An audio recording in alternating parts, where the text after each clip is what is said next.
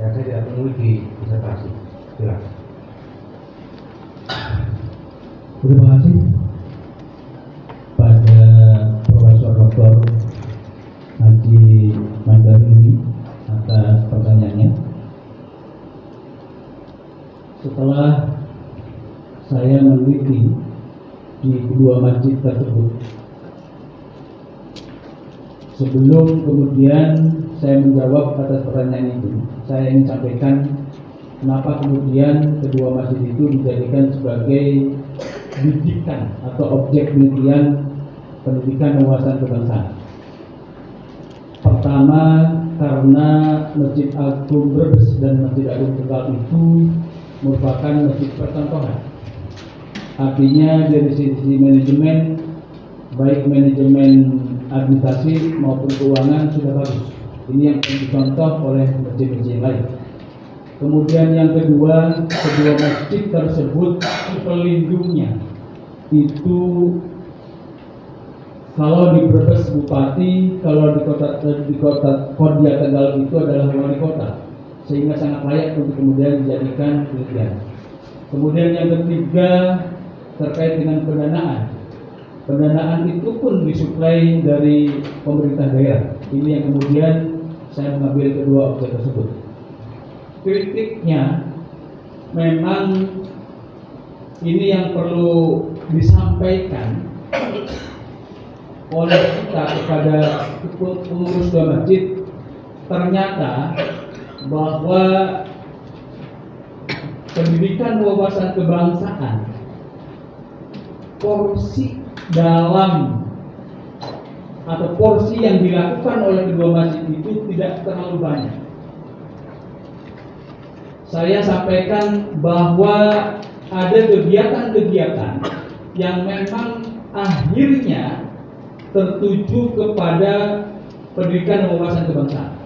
Sebenarnya kegiatan-kegiatan itu bukan hanya dalam kajian kita, tetapi kemudian saya konsentrasikan untuk penelitian ini di dalam kajian kita. Sebenarnya di khutbah Jumat itu juga ada sedikit materi tentang pendidikan wawasan kebangsaan, tetapi ini sangat sulit kemudian dijadikan standar untuk objek penelitian. Sehingga kemudian saya mengambil kajian kitab yang dilaksanakan oleh kedua masjid.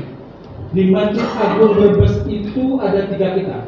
Satu Ihya Ulumuddin, kemudian yang kedua adalah Riyadhus Shalihin, kemudian di Masjid Tegal itu ada Tanwirul Kutub dan Mukhtarul Ahadits. Tetapi memang di keempat kitab itu tidak ada yang membahas secara implisit, secara eksplisit. Memang tidak ada. Tetapi kenapa saya kemudian mengambil 4 kitab itu? Ternyata di 4 kitab itu ada bahasan tentang alam. Ini yang kemudian saya tertarik itu. Dan perlu saya sampaikan bahwa ada sebuah himbauan dari pengurus masjid, baik di Masjid Agung maupun Masjid Tegal maupun Brebes, ada himbauan dari ketua pengurusnya bahwa silahkan sampaikan ketika kemudian para narasumber itu akan mengkaji keempat kitab itu, sampaikan atau sisipkan terkait dengan pendidikan wawasan kebangsaan. Sekali lagi, memang kritik yang kemudian bisa membangun bahwa lazimkan pendidikan wawasan kebangsaan itu disampaikan oleh para narasumber di dalam kajian kitab itu. Terima kasih. Jadi Bapak memberikan kritik ya, dan itu jelas disertasikan. Ya. Dan disebutkan di dalam Kritiknya memang tidak muncul. Iya. Nah ini sebuah proses penelitian itu jadi nggak boleh menyembunyikan sesuatu dan fakta. Sehingga bagaimana kita memilih diksi atau kata-kata kalimat yang tidak melukai. Ya. Seringkali yang terjadi seperti itu. Jadi bahwa menyembunyikan sesuatu, dan saya tidak menemukan di disertasi gorengan. Oke, ya. Itu yang pertama. Terkait dengan pelaksanaan pengajaran 4 kitab pendidik di 2 masjid tersebut, apakah ada upaya-upaya mengkontekstualisasikan pendidikan wawasan kebangsaan yang dilakukan oleh para pengajar, atau kesimpulan Bapak sendiri bahwa 4 kitab itu mengandung elemen-elemen wawasan kebangsaan?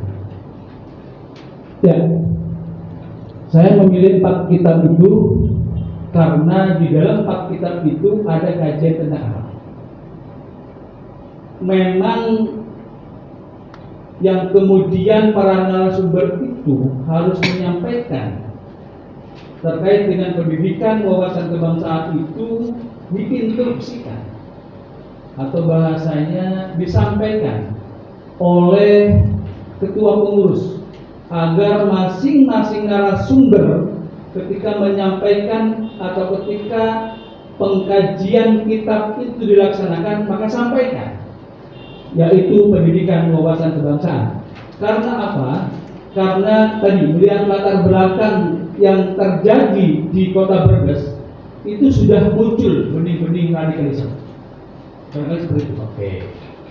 Jadi ada pesan dari takmir, dari begitu ya, bahwa pengajian yang diselenggarakan di 2 masjid itu harus dikaitkan dengan wawasan kebangsaan.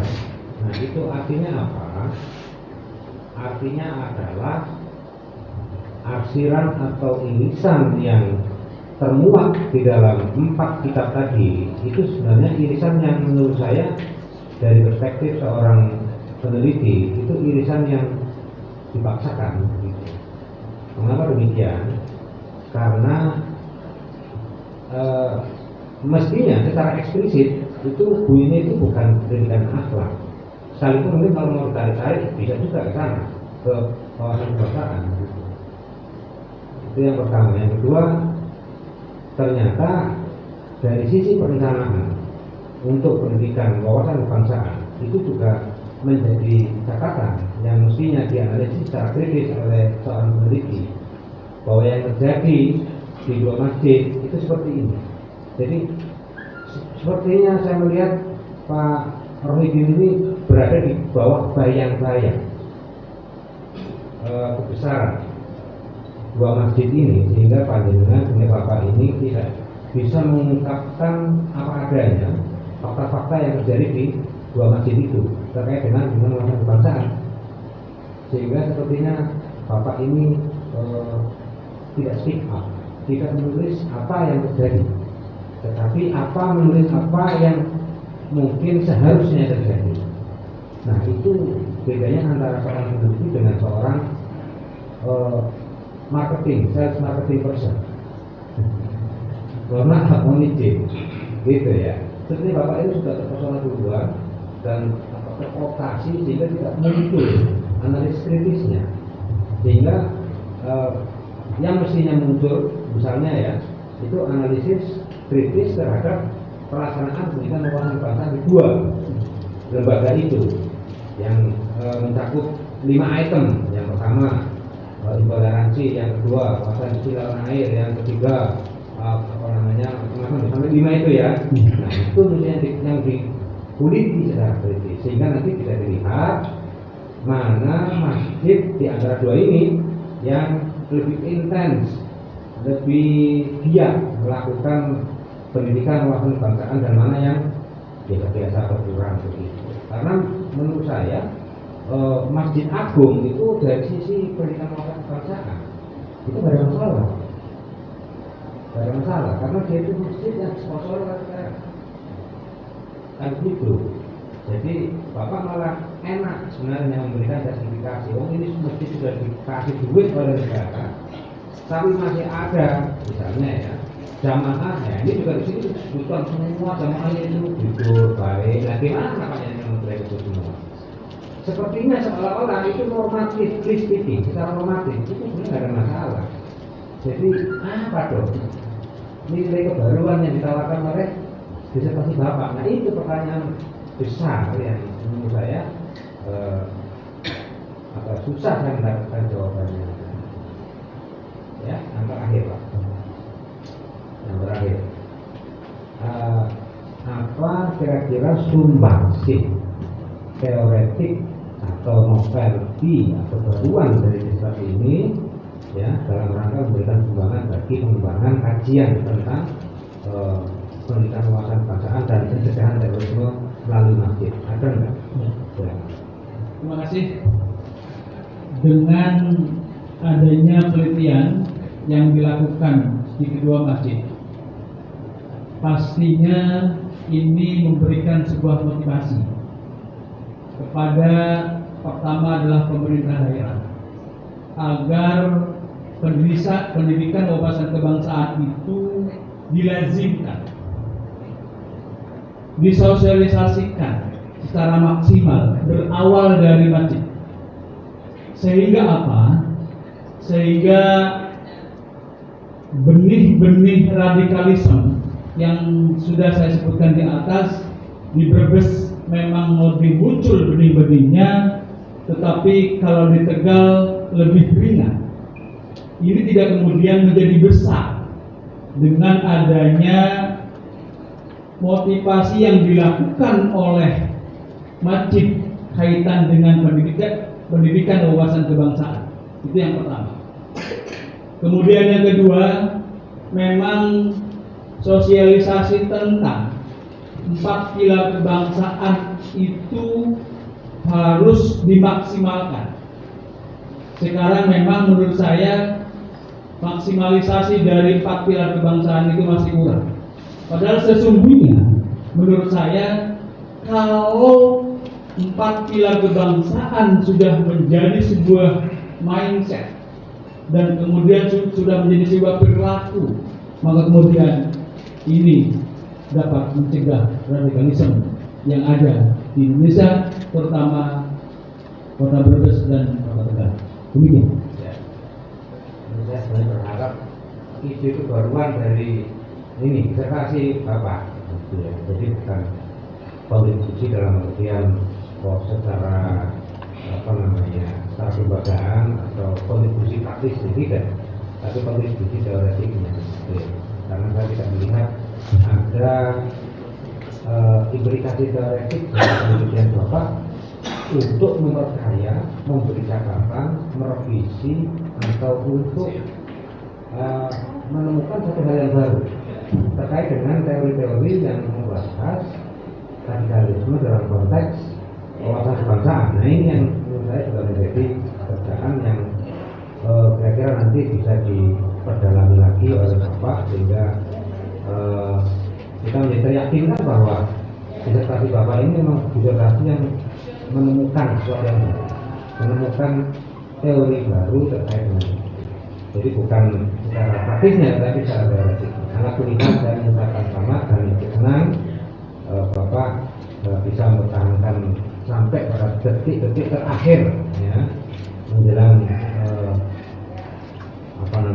pintu gerbang kemerdekaannya, mudah-mudahan berkah dan bermanfaat, juga untuk sekolah tinggi Pak ya. Iya. Sekolah tinggi atau Islam ya berbes, mudah-mudahan berkah dan bermanfaat. Sekian, terima kasih. Assalamualaikum warahmatullahi wabarakatuh. Terima kasih pada Bapak Profesor MA. Selanjutnya, penguji selanjutnya adalah oponen ahli. Kepada Bapak Profesor Dr. Hazira Kanema kami persilakan.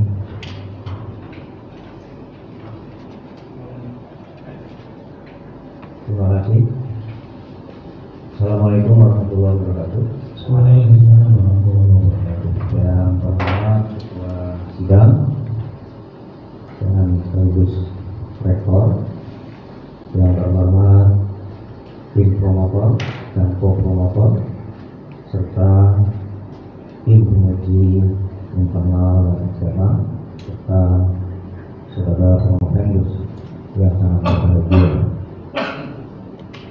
Pertama-tama saya ucapkan selamat kepada saudara promovenus Pak Budi, dan tentunya ini tahap terakhir dilalui dalam proses akademik pada pasca sarjana meraih gelar doktor. Yang terutama juga saya sampaikan selamat kepada tim promotor yang telah mengantarkan Promendus pada tahap terakhir ini,